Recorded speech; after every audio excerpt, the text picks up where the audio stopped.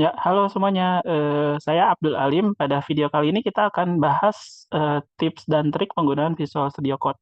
Jadi seringkali kan kita bingung nih ya, gimana cara efektifin ngoding kita gitu ya. Mungkin kita ngetik satu-satu gitu ya, pindah posisi satu-satunya juga ribet gitu ya dan lain sebagainya. Jadi di sini saya akan membagikan gimana caranya kita memaksimalkan Visual Studio Code. Oke, sebelumnya kita disclaimer dulu ya. Jadi di contoh sini saya pakai device-nya Windows gitu ya, dan mungkin bisa berjalan juga di Linux. Tapi kalau misalnya di Mac bisa jadi beda gitu. Mungkin pada video lainnya saya akan coba buatkan versi Mac-nya mungkin ya. Lalu di sini saya pakai ekstensi Sublime Text Keymap dan setting importer gitu ya. Untuk ekstensinya sendiri di sini saya coba liatin ya. Sublime. Nah, teman-teman tinggal searching Sublime, saya install-nya yang ini. Karena kebetulan saya juga dulunya biasa pakai bukan Visual Studio Code, tapinya Sublime gitu. Jadi ini lebih memudahkan saya. Mungkin ada beberapa yang nggak jalan, makanya saya disclaimer dulu di sini gitu ya. Lalu di sini penggunaan shortcut keyboard. Jadi mungkin saya siapin juga on screen keyboard ya, saya belum siapin sih. Oke, nanti mungkin di beberapa kondisi saya akan lihatin sebenarnya saya ngeklik yang mana ya. Gitu. Terus pada VS Code dicontohkan di sini ya, saya nggak install ekstensi Beautify, Prettier, dan sebagainya. Jadi saya pure aja di sini. Oke, kita langsung aja. Jadi di sini saya punya dua slide terkait ini. Yang pertama itu Ctrl P.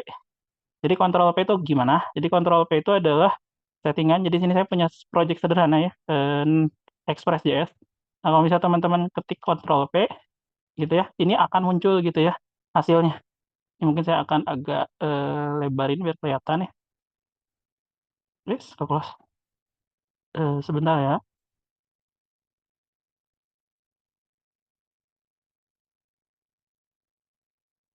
Ya, jadi misalnya teman-teman searching Ctrl P di sini, saya gedein dikit. Oke. Nah, jadi kalau misal teman-teman searching file teman-teman di sini gitu ya, kebetulan di saya kasusnya kan cuma sedikit ya, tapi setidaknya saya bisa nyontohin, saya nyari index.js. Misal kita coba bikin file di dalam folder ini aja, bebas aja namanya. Misalnya ada src, terus di sini misalnya ada eh, function atau ya function aja, function.js misalnya. Nah kan di dalam sini ada file function ya.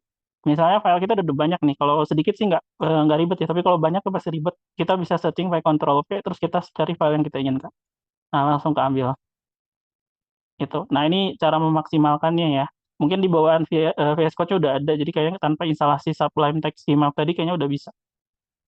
Oke, kita lanjut lagi ya next. Di sini ada Ctrl R. Kalau R di sini kita nyari function, teman-teman. Biasanya nyari function sih. Jadi misalnya di sini saya ada index.js, saya Ctrl R. Nah, di sini dia nyari-nyari variabel-variabel apa aja yang saya pakai gitu ya. Tuh ya, teman-teman bisa cek. Ini kebetulan saya pakai Express ya. Kalau misalnya saya bikin function juga di sini tuh bisa bisa dicari sama dia misalnya. Kita tes bikin function tes, dah kayak gini misalnya. Nanti Ctrl R. Nah, ini tes masuk juga nih, teman-teman. Jadi ini berguna kalau misalnya teman-teman fungsinya udah banyak banget gitu ya. Di satu file tuh bisa teman-teman cari pakai Ctrl R gitu. Oke, kita next ya. Selanjutnya ada yang tadi untuk yang on screen keyboard tadi mungkin kepakainya ketika beberapa sintaks yang lain ya, beberapa shortcut yang lain. Nanti shortcut yang perlu kelihatan hasilnya langsung ya, mungkin teman-teman perlu tahu ya. Ya, atau kita coba simulasi nanti dikit-dikit. Sekarang Ctrl X. Kalau Ctrl X itu cut ya sebenarnya ya. Cuma ini membantu banget. Jadi kalau misalnya teman-teman di satu line tertentu, misalnya saya punya variabel A, ya sama dengan tes misalnya. Ini saya Ctrl X ya. Nah, satu line yang ke copy. Jadi teman-teman nggak perlu ngeblok semua, tapi cukup itu di line mana, teman-teman Ctrl X. Nah, ya, kelihatan ya?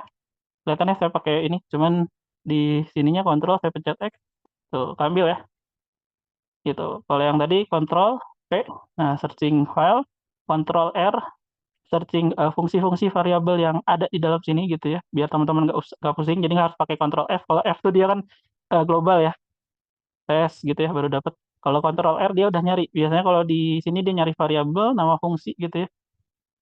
Ya, jadi lebih mudah untuk mencari. Lalu yang terakhir tadi Ctrl X. Kalau X kita buat nge-cut-nya ya. Tuh, Ctrl X gitu. Ya, nge-cut terus teman-teman paste dimanapun. Ah, kayak gitu. Ya, tadi saya udah langsung liatin ya. Nah, yang tadi saya pindahin atas bawah tadi kok bisa gitu ya? Nah, itu bisa pakai yang namanya, ini saya screen keyboard-nya ini, Alt arrow atas atau Alt arrow bawah, atau enggak Control Shift arrow atas atau Control Shift arrow bawah. Nah, untuk yang arrow shift bawah ini, ya, Control Shift arrow atas atau arrow bawah ini Sublime Key Map. Jadi ini saya biasa pakai ini sebenarnya, jarang saya pakai Alt gitu. Kalau Alt itu bawaan Visual Studio Code-nya tanpa install apapun harusnya udah bisa. Gitu. Oke, kita coba aja langsung ya.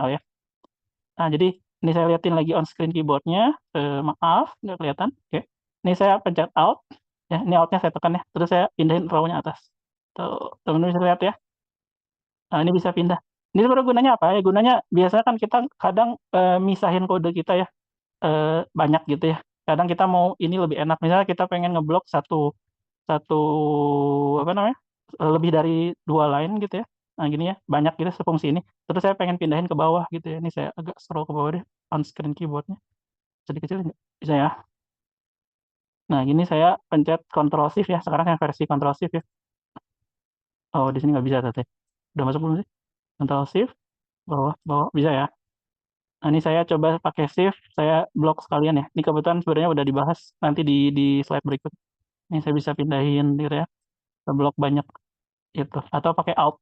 Teman-teman bisa lihat ya, ini sangat membantu sekali di penggunaan VS Code. Next, Control D. Kalau Control D ini buat, ngeblok lebih dari satu teks gitu ya, yang sama. Jadi misalnya saya punya nih tes ya, tes ada banyak ya, terus saya punya variabel B, saya copy lagi, paste, ini variabel B, C, sama D misalnya, oke. Nah, misalnya kita pengen ganti nih semua si tes ini kita ganti semua gitu ya.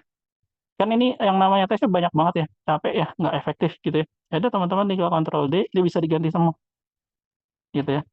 Coba misalnya ganti coba lagi. Nah, ini semuanya berganti gitu.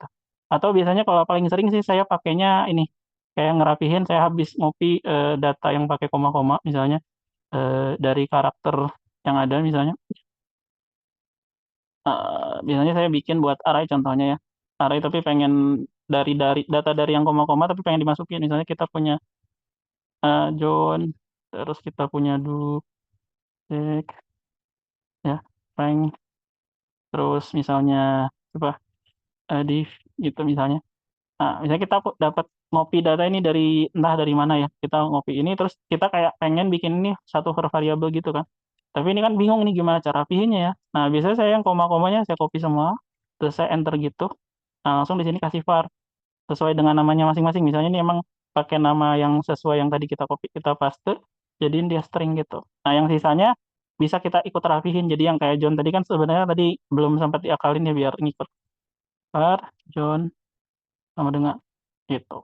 Nah, ini var-nya semuanya bisa saya, copy terus saya tap gitu. Jadi semuanya rapi. Ini salah satu contohnya teman-teman penggunaan kontrol D. Oke, next ke slide kedua itu kontrol kanan, arrow kanan atau kontrol kiri. Oh ya, tadi saya belum sempat nyontohin di kontrolnya ya. Nah, di kontrolnya pakai on screen keyword, kontrol, teman-teman klik D, ini belum masuk sini ya. Saya pindahin dulu deh. Terus saya shift kanan, ya, kontrol D, D, D, D. Nih, sejumlah var ini dia keblok semua. Cuman hati-hati, nanti kalau misalnya di bawah ini ada var, tapi teman-teman nggak mau pakai, itu bakal ikut berubah. Kira ya, ya, ini misalnya pengen diganti jadi LED. Nah, akan jadi gampang ya, semuanya keganti sekaligus lima-limanya. Gitu. Misal ternyata di sini ada LED, coba tes, gitu ya. Nah, kita pengen ganti, LED-nya tapi cuman pengen yang, bawah doang, yang dari line 6 sampai 10 doang. Nah, ini hati-hati takutnya yang 13 ngikut, kalau ngikut kan dia berubah semua, gitu ya. Nah, ini teman-teman perlu perhatikan aja, mana aja yang teman-teman butuhkan untuk di-copy. Nah, kayak gini. Nah, yang bawah kan nggak ngikut ya, gitu. Oke, next, kita ke slide berikutnya ya.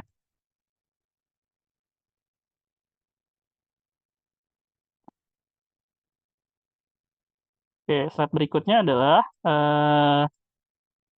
kontrol kanan sama kontrol arrow kiri ya, arrow kanan, arrow kiri. Jadi kalau kita, pakai ini maksudnya kalau misalnya teksnya banyak. Jadi contoh nih, saya ada res.send, saya pengen pindah ke kanan, teman-teman lihat kursornya. Nah, ini kursornya dia pindah ke sini. Ini berfungsi biasanya kalau misalnya kita pengen cepet ke yang belakang gitu. Ini tujuannya apa ya? Tujuannya kita biar dapat ke kolom ya, bukan kolom ya. Kalau line-nya udah pasti ya line 16, cuman kita kan pengen di titik yang mana ya. Kalau biasanya pakai pakai mouse kan kita klik kayak gini ya. Cuman kadang apakah ini efektif? Belum tentu, kadang kita butuh cepet banget juga gitu ya. Atau misalnya kita pakainya bukan atau kita waktu nggak pakai yang ada ininya, klik-klikannya gitu ya. Nah, teman-teman bisa bantu pakai keyboard gitu, kontrol kanan, gitu ya. Ya, lalu di sini ada Ctrl Shift arrow kanan. Kalau ini fungsinya adalah teman-teman ngeblok sekaligus banyak. Jadi kalau teman-teman lihat tadi kan kalau saya shift satu-satu gini ya. Kalau pakai Ctrl Shift terus arrow kanan, nah dia nyampe sini. Itu kalau kita lihatin pakai on screen keyboard, ini saya pindahin kursor saya ke sebelah kiri ya, Pak. Ctrl Shift terus saya pencet kanan. Nah, teman-teman bisa lihat ya, saya ngeblok sekaligus banyak ya. Ini. Nah, misalnya teman-teman repot nih, saya nggak mau nih cuman satu apa namanya, satu kata doang gitu ya. Itu nggak enak, pengennya semua ini tuh teman-teman tinggal kontrol shift, terus teman-teman, bukan N sorry, shift N, ini shift N doang, shift N, gitu ya. Jadi pas dipindah di sini shift, terus pencet N, nah dia otomatis gitu. Lagi ya, shift N, nah gitu ya. Ini ada nggak di sini? Oh ya nggak ada, nggak masuk ya, tapi setidaknya bisa ya teman-teman penggunaannya. Terus ada page down, page up itu biar teman-teman enak ya, dari atas misalnya pengen ke bawah, ya tinggal page down aja, tuh dia langsung paling bawah. Jadi nggak harus biasanya kadang ada yang kayak gini, atas bawah tuh, pakai row atas bawah kan, repot ya, row atas bawah tuh, nah repot ya. Bisa kalau misalnya pengen paling atas, kan kalau line kode bisa jadi sampai 1000 gitu ya, ratusan dan lain sebagainya, kan itu lama banget ya. Bisa page up, page down misalnya kalau pengen lihat. Biasanya yang, perlu ada page up itu biasa ngecek yang saya import library-nya apa aja, kayak contohnya di sini kan Express ya, di-import dia pengen lihat isinya apa aja yang di-import di atas. Page down pengen tahu, di bawah saya ada nge-export atau enggak, biasanya kayak gitu sih kalau di JS. Nah, kode yang lain mungkin bisa juga ada yang seperti itu. Jadi, penggunaan page down, page up ini lumayan membantu. Lalu ada home sama end. Kalau home, ya balik ke atas ya. Home tuh, home itu dia di satu line, ya misalnya kita di ujung ya, bisa ke end. Nah, kalau home itu dia balik kursornya ke depan, ke yang pertama. Jadi dia bukan ngecek di spasinya, tapi dia ngecek eh, kata apa gitu ya, yang pakai huruf lah, ya. Itu bakal muncul duluan. Kalau down, down lagi. End itu yang paling terakhir sampai ujungnya. Makanya tadi kan kalau kita pakai shift bisa shift end gitu ya. Atau misalnya ternyata kita eh, kursornya kebetulan di ujung, tapi pengen ngeblok sampai depan ya, sampai satu line ini ya. Tapi pengennya yang nggak langsung satu line full gitu, cuman kayak variabel kayak gini itu bisa pakai shift home gitu. Nah, kita coba liatin on screen keyboardnya lagi. Nah, ini saya ketik shift. Kayaknya saya pindahin kursor dulu ya. Nah, sini ya, shift. Terus teman-teman klik N. Nah, copy ya, tuh semua. Kalau kita cuma nulis home doang, nah dia ke depan, N doang dia ke belakang. Ini kebetulan ini mau saya agak agak lagi ngebug dikit nih, jadi dia ngeklik 2 kali. Nah, gitu. Terus terakhir itu penggunaan tab sama shift tab. Nah, tab itu gunanya buat nambah indentasi. Ini kalau indentasi teman-teman mungkin bisa atur sendiri ya indentasi berapa. Kalau indentasi sebenarnya eh, teman-teman perlu cek. Biasanya saya ceknya di sini sih. Indentnya di mana? Indentasi atau nggak pakai indentasi juga nggak apa-apa lah ya. Nggak, anggaplah teman-teman pakai indentasinya bawaan gitu ya. Ini kebetulan yang versi ini indentasinya 2 kali 1 tab. Nah ya, 2 spasi. Nah, ini tab tuh buat ngasih indent sini. Ini berguna buat ngerapihin. Walaupun bisa teman-teman pakai Prettier gitu ya, pakai Beautify dan lain sebagainya mungkin kebantu ya. Cuman untuk awal-awal biasanya kan itu perlu di-save ya biar dirapihin. Bisa jadi teman-teman nggak lihat itu begitu rapi gitu, jadinya bingung gitu. Nah, ini tab. Kalau shift tab itu kebalikannya. Dibalikin tabnya. Tuh, 2, 3. Sejumlah tab yang didapat. Jadinya lebih rapih gitu ya. Bisa di blok ya. Shift, shift, shift, shift, shift N. Ya, di blok ya. Tab, tab, tab, atau shift tab. Begitu. Ya, mungkin cukup ya video saya. Mudah-mudahan namanya tips and trick ini ya, mudah-mudahan bisa membantu teman-teman. Terus kalau misalnya suka sama video ini jangan lupa di-like. Kalau nggak suka juga dislike juga. Kalau misalnya ada masukan monggo di komen. Jangan lupa subscribe ya. Saya Abdul Alim, terima kasih.